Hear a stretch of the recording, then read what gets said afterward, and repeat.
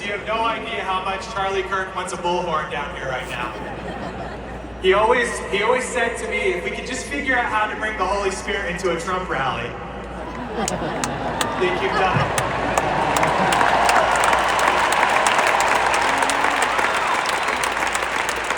My name is Bowyer.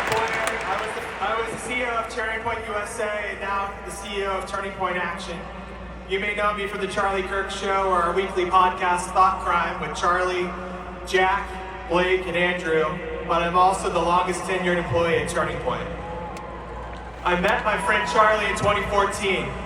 We connected when Turning Point USA was just in its infancy, sharing the vision for what the conservative movement should be. Charlie was just a kid then. I was a little older.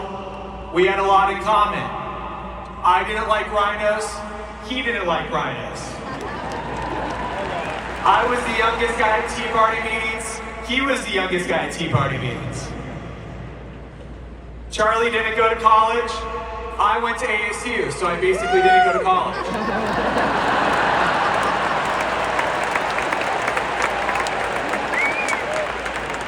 You're welcome, Dr. Kirk.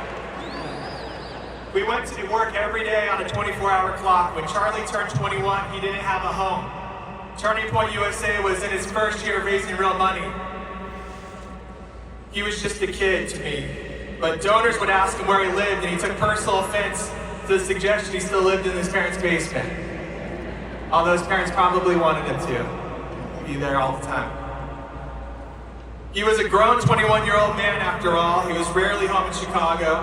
He lived on a plane and zipped back and forth as Turning Point USA became his life. All his personal mail came to a little detached garage at 217.5 Illinois Street, where, as Charlie would constantly remind you, like every good startup, Turning Point USA was founded. So anyways, we worked 24/7. He would tell every supporter of ours, between me and him, we were a team that was never off the clock. Full coverage. I would usually stay until 2 or 3 in the morning, working on the next big Turning Point USA project, and text Charlie reports of what our team that day had accomplished.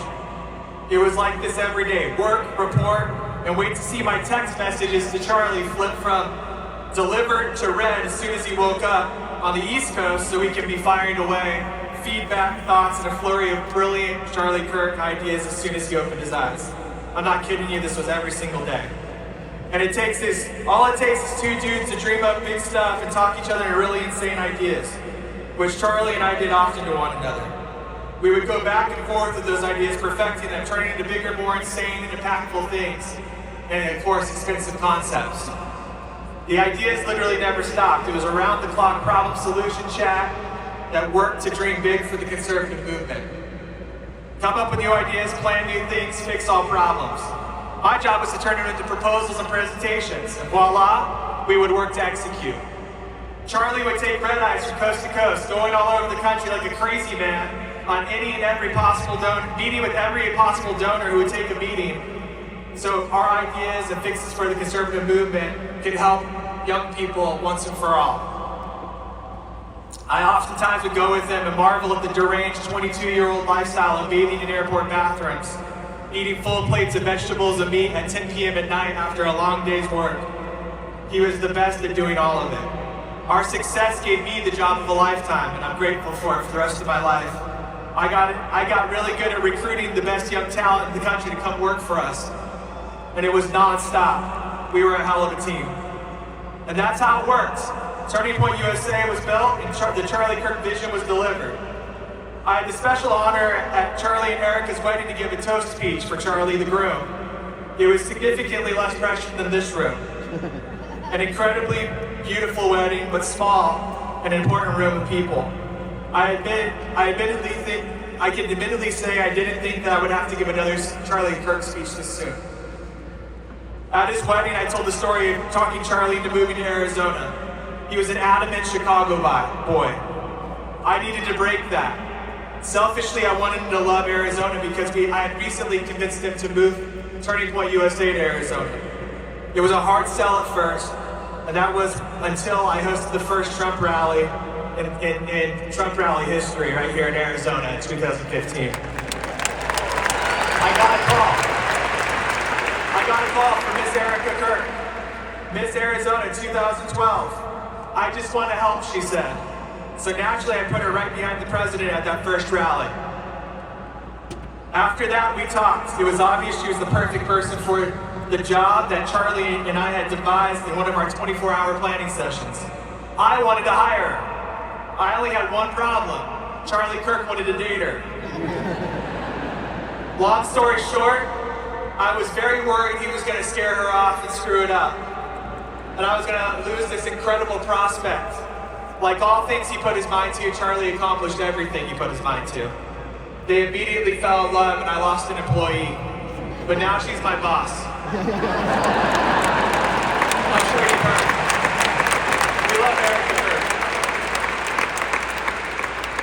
Over the years, we built a lot of things. The largest field operation of the conservative movement between high school, college, faith, and action. The first ever ballot chase operation that won the election for President Trump.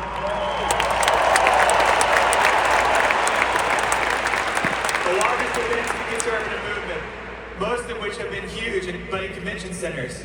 In 2021, in the aftermath of COVID, we weren't sure if society was ever going to bounce back and ever get back to normal. So we began planning what was one of the crazy ideas known as America Fest. I hope you'll all be there this year. We decided to move it to Sweet State, Arizona, and hope and pray that this would work after the world shut down for so long. Charlie, like all our 24/7 ideas sessions, texted me and our VP of events, Lawrence Onsich, late at night, and he showed us and said, "This is my vision." It was an image of a full stadium. A few seconds later, he sent these images of full stadiums of people, hoping for that to be a future turning point event.